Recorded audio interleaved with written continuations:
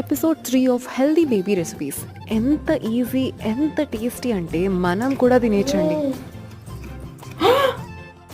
మీకు తెలుసా, ఒక బ్లెండర్లో జస్ట్ కొంచెం రాగి, 2 బనానాస్, 1 యాపిల్, ఇంకా కొంచెం ఓట్స్ కలిపేసి బ్లెండ్ చేసేసి ప్యాన్ మీద గీ వేసుకుని ఆ బ్లెండ్ అయిన బ్యాటర్ చిన్న చిన్న దోసల్లా వేసుకుంటే banana apple pancake ready అయిపోతుంది.